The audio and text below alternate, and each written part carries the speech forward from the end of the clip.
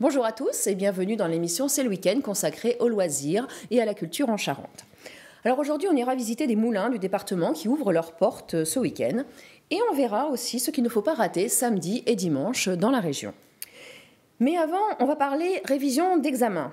Oui, c'est pas loisir, mais c'est quand même un peu culture.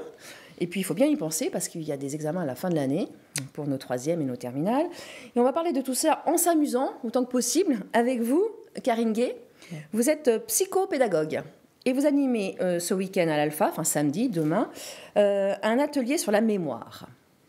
Alors, psychopédagogue, qu'est-ce que ça veut dire ? C'est quoi ce mot ? Psychopédagogue, c'est tout ce qui est lié à la pédagogie, effectivement, dans les apprentissages scolaires. Mais en fait, c'est une approche où on dit tête, cœur, corps. Donc, c'est-à-dire avec la tête, toutes les connaissances, le cœur avec les émotions et le corps, toute la partie physiologique. Donc, tout ce qui est lié aux apprentissages avec la tête, cœur, corps. Voilà. Bon. Alors, cette année, je disais tout à l'heure, les troisièmes et les terminales vont passer des examens, le brevet des collèges pour les premiers et le bac pour les seconds. Est-ce que c'est le moment de se préparer ou est-ce que c'est encore un peu trop tôt ? Alors non, parce qu'effectivement, les terminales vont prochainement avoir des épreuves d'enseignement spécialité, là, au mois de mars. Non, parce qu'effectivement, moi, tout ce que je donne à l'atelier en termes de conseils demain, c'est des techniques de mémorisation qui sont valables sur les périodes intensives de révision, mais surtout tout le long de l'année. Donc effectivement, nous, on l'a positionné avec l'Alpha un peu avant les examens, mais les conseils sont valables pour tout le long de l'année scolaire, en fait. Donc pour public aussi bien, là, on est dans le cadre des collégiens, des lycéens, mais c'est pour les élèves du primaire également, et puis les étudiants un peu plus tard avec les partiels, quoi. Voilà. Alors comment va se passer cet atelier demain ? Vous allez leur apprendre à bien réviser, à mémoriser des choses qu'on n'arrive pas à mémoriser ? Alors, en fait, demain, je vais vraiment particulièrement parler de la mémorisation, mais je vais aussi un peu amorcer, parce que pour bien mémoriser, il faut bien comprendre.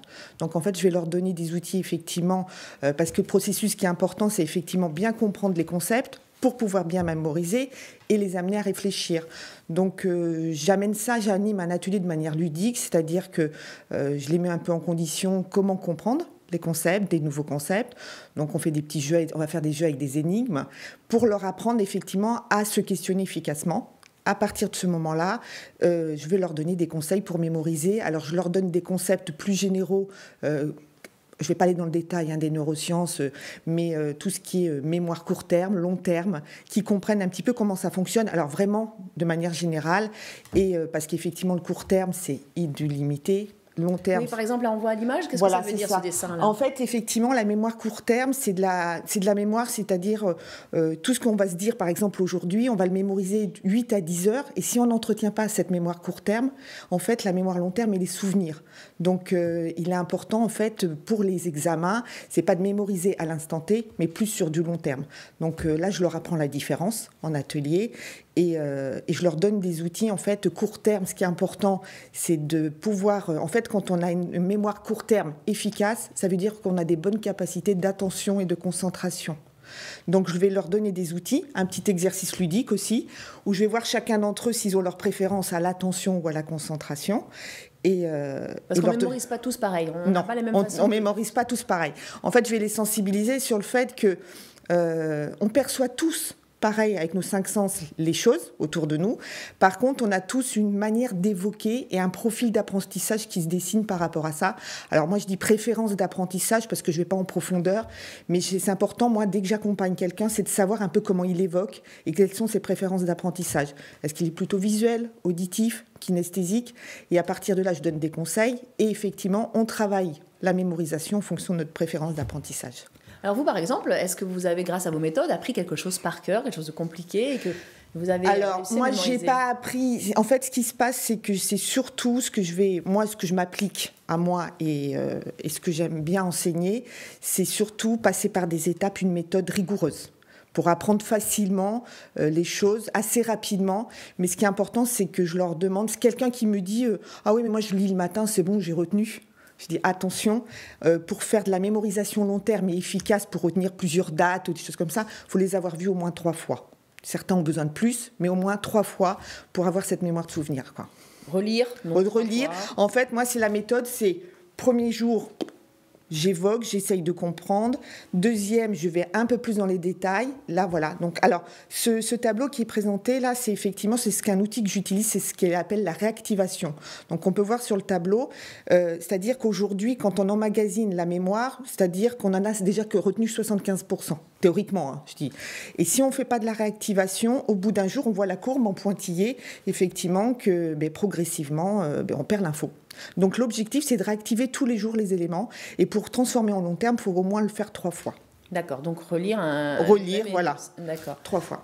Et donc vous, qu'est-ce que vous avez réussi à apprendre comme ça? Est-ce que ça marche pour les dates d'histoire, par exemple? Alors les dates d'histoire, effectivement, enfin moi quand j'ai des infos à apprendre de manière globale, moi je suis un profil très visuel.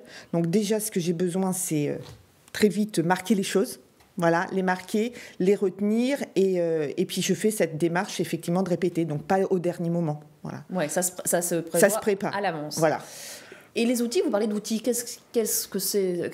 Alors les outils à l'appui. Alors ce que je tiens à sensibiliser, un outil qui paraît évident aujourd'hui, à l'ère du numérique. Hein, moi demain je vais sensibiliser ce que j'ai fait l'année dernière à la même atelier et que je sensibilise au quotidien. Ce qui est important, c'est qu'aujourd'hui l'ère du numérique, c'est de privilégier l'écriture manuscrite. C'est-à-dire qu'aujourd'hui, on prend facilement sur l'ordinateur, les tablettes. Il est important aujourd'hui de continuer parce qu'en fait, l'écriture manuscrite favorise la compréhension et la mémorisation. On retient mieux si on écrit. Voilà. Et en fait, pourquoi? Parce que l'écriture manuscrite, elle sollicite les 2 hémisphères. Donc, ça facilite un peu cette gymnastique et on retient beaucoup plus facilement. Enfin, c'est reconnu que la mémoire manuscrite joue sur la mémorisation. On retient mieux si on écrit. Taper à la machine. Alors, moi, moins le clavier. Alors, tablette encore moins. Mais en fait, c'est toute la partie qui est importante, c'est que on touche les choses, on bouge les doigts, on bouge le corps, on va bouger le bras, et tout ça, c'est une connaissance corporelle qui fait qu'on va mieux mémoriser, quoi. Vous parlez de mémoire de lieu aussi. Alors, effectivement, il y a un outil aussi ça, c'est des outils que je présente à l'appui. Je présente la base de comment bien mémoriser, avec une méthode, une démarche. Et après, en fonction si on est visuel, si on est kinesthésique ou auditif, donc je vais présenter la méthode des lieux demain. Donc, en fait, le principe, c'est quelqu'un qui a besoin de repères. Je les encourage dans leur bureau, leur chambre, quand ils sont en train de travailler, mais s'ils ont 15-20 données à retenir ou des dates, d'attacher une donnée à un objet. Donc c'est ce que j'appelle la méthode des lieux. Et en fait, vu qu'ils connaissent bien ce lieu, rapidement, ils peuvent faire. Donc c'est pareil, il faut le faire au moins 2-3 fois, mais ils vont se mémoriser à ma lampe de bureau. Tac, j'avais accroché telle date, clac, clac, clac. Donc ça s'appelle la méthode des lieux. Alors, moi, ce que je dis, comme je vais y dire demain, à ceux que j'accompagne, il y a des outils il y en a certains qui, ça fonctionne, et d'autres, ça ne fonctionne pas. Donc, je leur demande toujours d'expérimenter. Et puis, si ça fonctionne, il faut qu'ils le mettent en place. Il faut trouver sa propre méthode. Voilà. Quoi. Donc, je propose ça. Je propose les cartes mentales aussi. Qu'est-ce que c'est? Carte mentale, en fait, c'est le principe, c'est vous avez une idée générale avec des branches. Et quelqu'un qui est visuel, en préférence visuelle, très bien, parce qu'en plus, ça aide la partie cerveau. Et donc, compréhension, mémorisation, c'est-à-dire une idée principale, je le synthétise avec une cartographie. Donc, moi, l'exercice que je fais faire, alors je ne le fais pas de mon atelier parce que c'est beaucoup trop long, mais quand on a fait sa carte mentale, on a retenu sa leçon. Voilà. Mais ça, pour les visuels, c'est bien. Donc, je propose ce type d'outils, quoi. Et alors, là, vous serez à l'Alpha demain samedi, mais quand vous n'êtes pas à l'Alpha, comment on peut venir vous voir? Alors, je suis en cabinet libéral sur Châteauneuf-sur-Charente. Donc, effectivement, j'accompagne à partir de la primaire. Les élèves de primaire, de secondaire, les étudiants. Mais c'est pas seulement pour les gens en difficulté. Non, c'est effectivement ceux qui priorisent, qui viennent me voir, c'est effectivement ils ont de mal à trouver leur méthode de travail, les outils. Donc on met un système en place, c'est-à-dire c'est un contrat que je passe avec le jeune en disant je te propose tel outil, tu testes, si ça va pas, on se voit et voilà. Et le but c'est de trouver leur préférence, comment ils apprennent bien, quoi, efficacement. Moi c'est pour les aider à être plus efficaces, quoi. Tout à l'heure, je disais, alors c'est de la culture, mais on va essayer de faire ça en s'amusant. Est-ce qu'on s'amuse vraiment à faire ces exercices? Alors, est-ce qu'on peut trouver un côté ludique? Oui, alors effectivement, quand je fais méthode des lieux, je trouve des idées à retenir un peu rigolotes, de dire on va pas apprendre de l'histoire aujourd'hui, c'est plutôt des concepts un peu rigolos. Par exemple, si je l'ai dit de se mettre en mode projet, c'est pareil, je trouve des idées. L'idée, c'est de leur montrer que je vais pas leur apprendre avec des maths et de l'histoire en fait, les outils, pour qu'ils se les approprient. C'est plutôt sur des petites choses un peu sympathiques, d'activités autres, quoi. Quel genre d'activité? Des petites choses, effectivement, si je lui dis on va mémoriser 15 idées, je vais lui parler de la pizza 4 fromages, du canadien bûcheron, enfin voilà, des petites choses qui les amusent un petit peu, mais pas, on va pas faire des leçons de maths, quoi. D'accord, et en général, les enfants aiment bien? Oui, parce qu'ils reviennent. Et les adultes, ça marche pas avec les adultes? Les adultes, ça marche aussi. Je sais que demain, on m'a précisé qu'il y avait effectivement des adultes qui risquaient d'être présents. L'année dernière, à l'Alpha, j'ai des parents qui m'ont demandé de participer avec leurs enfants. Et moi, quand j'accompagne, je fais aussi le débriefing avec les parents, parce que c'est important que les parents puissent les accompagner dans cette démarche. Et globalement, les gens sont contents. Et puis, ça reste efficace. J'ai des retours positifs. Voilà. Est-ce que ça marche? En fait, il n'y a pas que faire. Effectivement, moi, j'ai des retours positifs où les jeunes sont contents, où ils reviennent, où ils me disent... Mais par contre, c'est vraiment... Il faut que le jeune veuille tester. Il n'y a pas que... Je ne peux pas dire... Voilà, il faut qu'il se l'approprie, qu'il teste. Il faut qu'il soit volontaire au départ. Ouais, mais c'est ça. Parce que sinon, ça ne fonctionne pas, quoi. Très bien, merci pour tous ces conseils. Je vous rappelle que vous êtes donc à l'Alpha samedi de 10h30 à 12h30 pour cet atelier Mémoriser efficacement pour s'en souvenir plus longtemps. Vous animerez aussi un autre atelier le 13 mai. Alors, c'est pas moi. Ça ne sera pas vous. Oui, c'est pas moi. Alors, mais l'Alpha organise. Oui, mais l'Alpha anime un atelier sur le grand oral. Voilà, sur le grand oral aussi, le 13 mai de 14h à 16h. Voilà. Bon, voilà, je crois que vous avez tous les outils pour vous rappeler de ces dates maintenant. Enfin, en tous les cas, on a eu vos conseils pour s'en souvenir. Et nous allons rester dans la mémoire, mais dans la mémoire du patrimoine, parce qu'une dizaine de moulins ouvrent leurs portes ce week-end en Val-de-Tardoire pour la journée des moulins vivants. Julien Bonnet a rencontré Françoise Michonneau dans son moulin de la Forge à Rancogne. Le moulin de la Forge, il pourrait raconter toute l'histoire aussi. Il a vu passer du monde, il pourrait raconter toute l'histoire de la Forge à canon de Rancogne, qui était la forge la plus importante de l'Angoumois. Ce qui me tenait à cœur, c'était de lui redonner une vraie vie. Donc on l'a d'abord réparé parce qu'il était pas en ruine, mais quand même abandonné depuis 40 ans, donc il fallait le restaurer, lui replacer des machines, du matériel. Nous avons fait tout cela.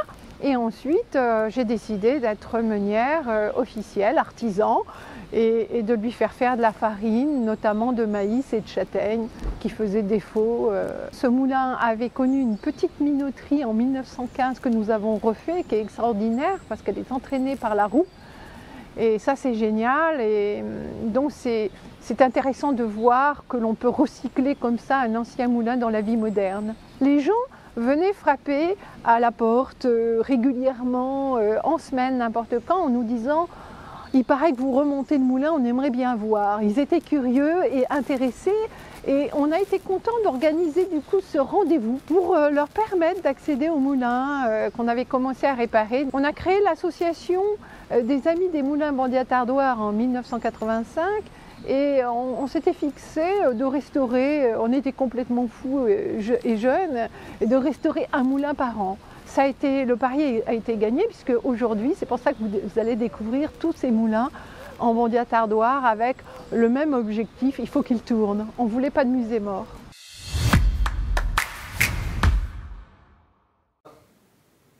Joli pari en effet, et joli pari réussi. Alors c'est gratuit, profitez-en, et ça n'avait pas eu lieu depuis 2 ans à cause du Covid. Et on passe tout de suite à l'agenda. Alors ce week-end est placé sous le signe du rire, je ne sais pas si les programmateurs de salle l'ont fait exprès ou pas, mais demain soir, samedi à 20h à Cara, c'est Roland Magdan qui ouvre le bal avec son spectacle Ma femme et moi. C'est de l'humour, mais sa femme que nous avons pu interviewer assure qu'il y a une grosse part de vérité dans tout ça. Alors c'est l'espace Cara, samedi à 20h.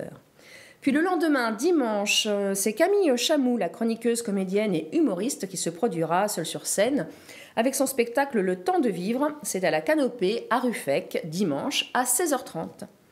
Samedi et dimanche toujours, 4 compagnies de théâtre amateur organisent une fête de la comédie à Champniers. Et si vous voulez encore rire, eh bien vous pourrez continuer la semaine prochaine avec l'humoriste Christophe Alévêque à Barbezieux et c'est mardi soir. Alors eux, je ne sais pas s'ils ont voulu être drôles ou pas, mais cela nous a beaucoup amusés, nous à la rédaction. Le club de tennis de table de Ruffec propose du dark ping samedi. C'est à 18h à Ruffec dans la salle Louis Petit. Alors le dark ping, qu'est-ce que c'est ? Eh bien, c'est du ping-pong dans le noir. Ils jouent dans le noir avec des vêtements et des balles réfléchissantes. Une animation très spéciale et c'est une première en Charente. On pourra aussi s'initier au sabre laser et à la réalité virtuelle. C'est gratuit et c'est surtout très étonnant. Et si vous aimez lire, sachez que Pierre Lemaître dédicacera son nouveau roman Le silence de la colère à la librairie Cosmopolite samedi, donc demain à 15h30. Eh bien, merci à tous de nous avoir suivis. Je vous rappelle que vous pouvez retrouver cette émission sur notre site internet et sur notre page Facebook. Et toutes les idées de sortie du week-end sont dans les pages loisirs du journal de samedi, donc demain. Eh bien, merci et bon week-end à tous.